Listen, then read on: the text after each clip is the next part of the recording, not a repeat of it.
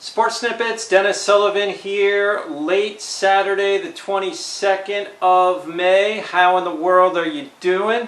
Hope all is well. The Miami Heat lose a tough one in Game 1 to the Milwaukee Bucks, 109-107. In overtime, before we get started with my recap of this particular game and some thoughts going into Game 2, go ahead, hit the thumbs up if you like the content of this particular video. Subscribe to the channel also if you would like to do so. That would be awesome. Sports Snippets, Dennis Sullivan. Hit that notification bell as well for future updates on videos. Now, guys, a lot of what we probably thought was going to happen did happen in Game 1. The Heat lose a tough one. As just mentioned, had a good chance. They really did, and really just want to get into not only some things that I noticed overall in the game. Going to go to the snippets board, going to go over the main points, and then we'll just kind of go from there. I mean, I'll get, like I normally do, I'll get into the statistical breakdown as well. I mean, Duncan Robinson pretty much single-handedly kept the Heat in this game offensively.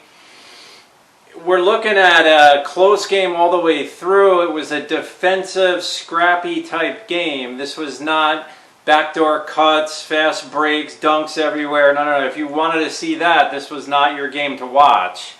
We're lucky. The only reason why it's 109-107 because they played the extra 5-minute overtime. This was like a under sub 100 point type game for each team. So I start things off with the letter D, of course, stands for defense. Defense was the name of the game today in Game 1 in Milwaukee. I have to give the Bucks credit on a few things, and mainly the main area I'm going to give the Bucks credit in is their defensive intensity and their defensive effectiveness. They played very intense at the defensive end. So did the Heat, but the Bucks really, they made things very difficult. Jimmy Butler had trouble getting good looks, which also led him to miss some shots also, I think. One kind of fed the other, and he missed some shots that he normally would make. Not probably make, he normally would make. Jimmy Butler, 1 of 10 in the first half from the field. So defense is really what did it for the Bucks. I mean, if I look at the totals here, the Heat would only shoot 36 of 99 from the field. That's not going to get it done. 36.4% from the field. You're not going to win many games shooting at that percentage. The Bucks weren't much better, but they were better, just under 44% from the field. Three-pointers, what kept the Heat in there, mainly, as mentioned, Duncan Robinson. They would go 20 out of 50 for 40% effectiveness. Conversion from three, that's very good.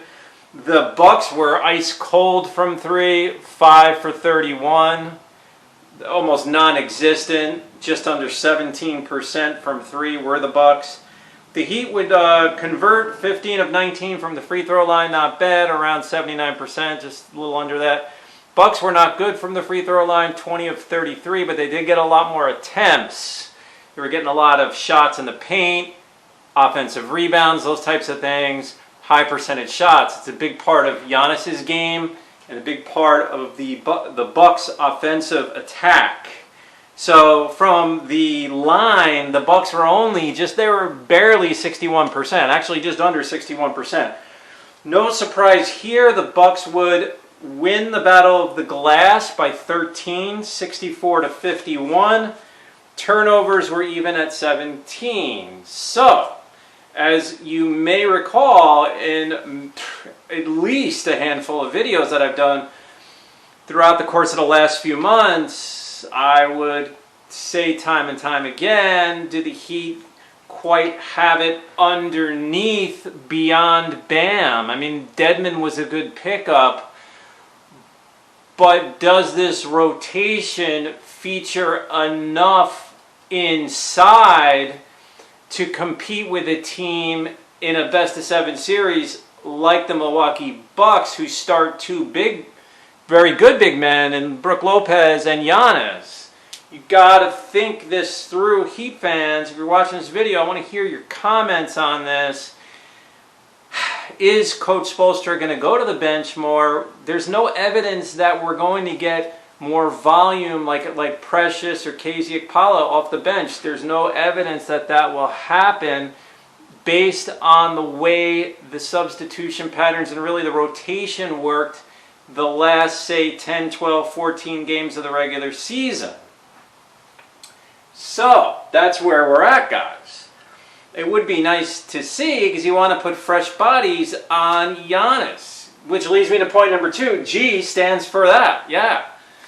Giannis. I mean, the guy is physically just close to unstoppable. So next to LeBron himself, Giannis is just physically stronger. It's kind of like watching LeBron. It's like a little bit bigger version, less ball handling abilities. Although Giannis does handle the ball fairly well, not like LeBron. But it's a little bit less guard skill version of LeBron. But Giannis is the key to the series because no one can physically stop him. Now, Bam does a good job defensively on Giannis, but what did Bam do on the other end? 9 points. He didn't even score double figures. So you may want to get used to subpar Bam offensive performances when he's putting like 90% of his efforts into controlling or keeping Giannis in check. So credit to Bam. Bam plays him well. He plays him about as well as we can expect. But what are the Heat going to do? See, here's the question. What are the Heat going to do in a best-of-7 series? Are we just going to say, all right, Bam, you're going to play 35 minutes, 40 minutes, go get them? Or are we going to maybe give Bam a little bit of a break, rotate guys on Giannis a little more? That remains to be seen. That remains to be seen. Because Heat bench is the same as it's been. Dragic, Hero, these are guards. We all know that. Iguodala, forward. And then Dedmon's a big guy. Or you put Dedmon on him. But that's the Heat bench. The end part of the regular season, and there's no surprise. That's the Heat bench right now. So, there you go. I'd like to hear your thoughts, and the points 2 and 3 are virtually the same. Are the Heat going to? How are the Heat going? Are they just going to keep things the same? Are we just going to keep it like that?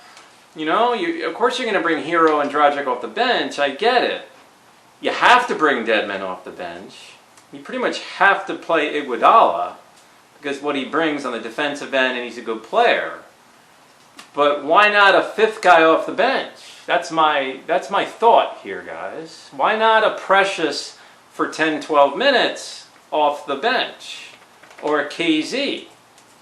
So that's where we're at. Because Giannis is going to wear down the Heat, guys. It's going to happen. He did it. He pretty much did it. He can't hit his free throws at the end of the game. We know that. We kind of like that as Heat fans. But you're not gonna physically stop this guy one-on-one. You're gonna need to go in numbers, meaning you're gonna have to throw different guys on him. That's in my humble opinion. All right. And then 2, 3, and 4 kind of all 2, 3, 4 on the snippets board kind of tie into one another. Do the Heat have enough inside? We have the bench. The Heat are really a better team if you look at the depth, the whole roster in itself. The Heat really are a better team. They have better quality players, in my opinion, from top to bottom. It's not a landslide, but the Heat are better. It's just, can they match the Bucks inside? That's the big, and are they willing to go bigger off the bench? Think about that. Are they willing to go bigger off the bench? Otherwise, they're just going to focus heavily defensively on Jimmy Butler, as we saw today. They're going to, remember, Duncan Robinson hit 7 of 13 from 3, guys. 7 of 13 from 3. That doesn't happen. Heat lose by 15, 12, something like that. Heat make 23s. There were other guys too. Riza had that clutch 3 also, while we're on the topic of 3-pointers, about 1:30 left.